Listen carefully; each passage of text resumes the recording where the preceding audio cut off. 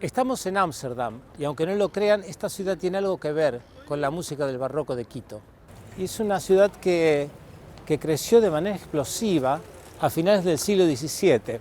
Y si vamos a hablar del barroco musical de Quito, en realidad no es tan raro, ya que el repertorio de Quito es del mismo periodo. Y si vemos estas casas, que son el resultado del colonialismo, vemos que están construidas para guardar especias que venían de India, justo del otro lado de Ecuador.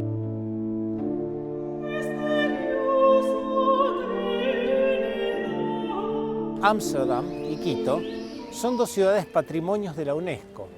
Quito es una ciudad increíble porque todo su centro histórico se ha conservado como durante el periodo barroco.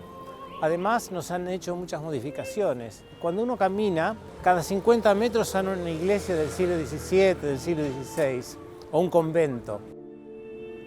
Hay una iglesia, sobre todo, que es maravillosa, recubierta en su interior completamente en oro.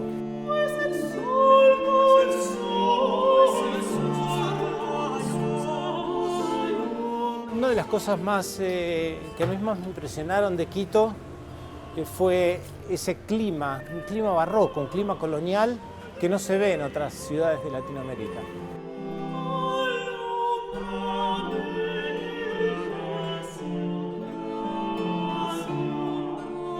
Lo que Quito no tiene, o que en todo caso tiene muy poco, es música de ese periodo. Y eso tiene que ser un error. Tiene que haber música en otro lado, tiene que haberse perdido. No puede ser que esa ciudad tenga solamente un libro de música.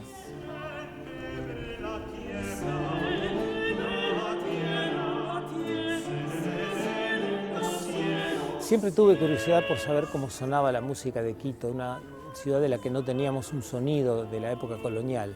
Y las obras que encontramos en la arquidiócesis de Ibarra, al norte de Ecuador, son obras vocales para distintas voces, entre 2, 4, hasta a 2 coros.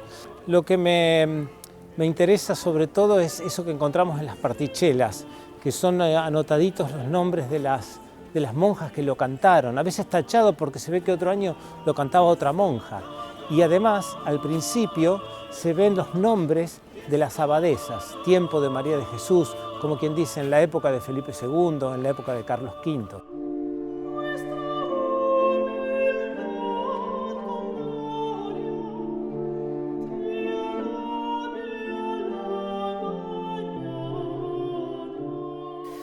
Bueno, estamos acá con Daniel Torres Thier, que está en este momento en Quito, en donde vive, y Daniel es el que realizó las fotografías de los manuscritos de Ibarra. Y me gustaría preguntarte, ¿cómo te encontraste con ese material? ¿Cómo lo viste? ¿Cómo estaba en estado físico? Bien, cuando me encontré con esos manuscritos, la verdad que estaban bien resguardados porque cuando fui a la curia diocesana, ellos lo tenían aparte de lo que es el archivo normal y corriente. La señora, que es la custodia, ¿no? Lo fue a buscar a un depósito aparte. Lo trajo muy bien cuidado, con sus guantes, con todo, o sea, y los manuscritos en sí, a mí lo que me sorprendió era que estaban encuadernados. Como si fuera un libro único, un libro... Como si fuera un libro único, tal cual. Y con un epígrafe en la tapa, ¿no? Que decía manuscritos musicales de Ibarra, siglo XVII, siglo XVIII. Y también encontraste que hay pedazos de pergamino pegados sobre el texto con un texto nuevo. Sí, eso también fue bastante interesante. Por ejemplo, tenías la línea original con su música arriba, con su pentagrama arriba. Por encima de eso había una tira de este papel, de este tipo papel pergamino cosido, con otro tipo de letra y donde decía que estaba dedicado a otro santo. O sea, tenías 3 tipos de letras con un mismo material musical, ¿no? O sea, un reciclaje increíble.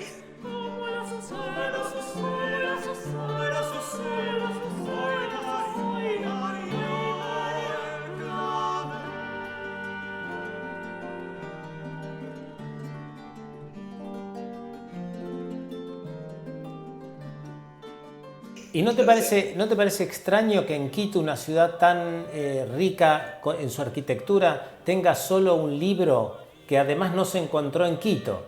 Hasta el día de hoy no se sabe cómo fue a parar a Ibarra, porque las obras, varias de ellas, que tienen portada, ¿sí? Que tienen escrito quién las compuso o el título de la obra, etcétera, etcétera, casi todas dicen que fueran hechas en Quito o para la Catedral de Quito.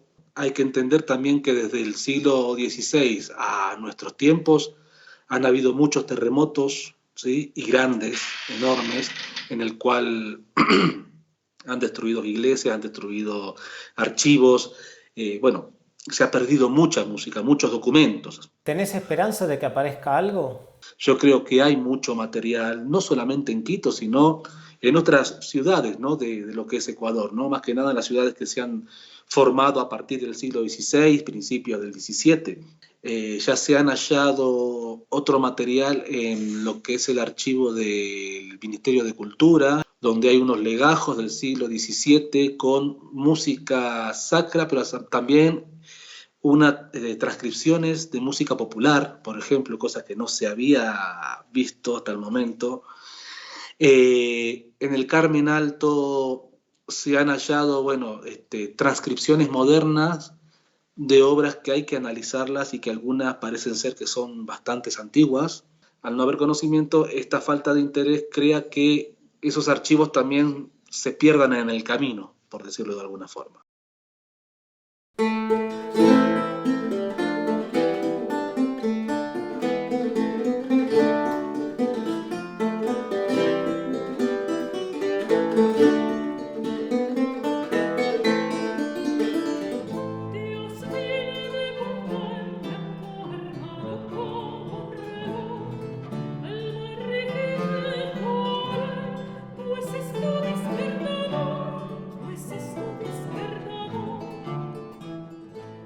Y bueno, viendo que vos estás en México, lo que a mí más me interesa es el gran ejemplo que tenemos en Latinoamérica y en realidad para toda España, que es el de una mujer autora de los textos de los villancicos que se cantan en la iglesia, que además fue ejemplo en el resto de Latinoamérica, que es Sor Juana. Exacto. En el caso de los villancicos en particular, es generalizado el anonimato de los autores de la poesía, sea hombre o mujer. Pero a eso se añade la condición muy, muy particular de la invisibilización de la actividad intelectual de las mujeres en esa época, ¿verdad? La excepcionalidad del caso de Sor Juana, que implica tener un vínculo muy estrecho con los círculos de poder, ni más ni menos que con la virreina, ¿verdad? Le da una visibilidad que muy probablemente no hubiera tenido en otras condiciones, pero que eso no quita el talento y la capacidad y la erudición como escritora, ¿verdad? ¿Y en México tenés alguna idea de cómo era la vida musical dentro del convento de mujeres? Por ejemplo, en ciertos conventos de Madrid, España, consta que la música estaba a cargo de hombres externos al convento, que obviamente no entraban al claustro, sino que desde afuera se ocupaban de la música. Sin embargo, específicamente en el convento de la Santísima Trinidad de Puebla, del que tenemos la fortuna de conservar varios cientos de obras, se puede documentar una intensa actividad musical a cargo de las propias monjas ejecutantes de instrumentos, los habituales en la época. Estoy hablando de la segunda mitad del siglo XVII y primeros años del siglo XVIII. Se mencionan sacabuches, vihuelas de arco, arpas, órganos, bajones. Por supuesto, monjas cantantes, monjas maestras de capilla. Sí se puede evidenciar el uso de música producida en otros centros eclesiásticos o músicos que produjeron obras para teatro, disociado por completo de la actividad litúrgica que uno suele asociar con los conventos, ¿verdad?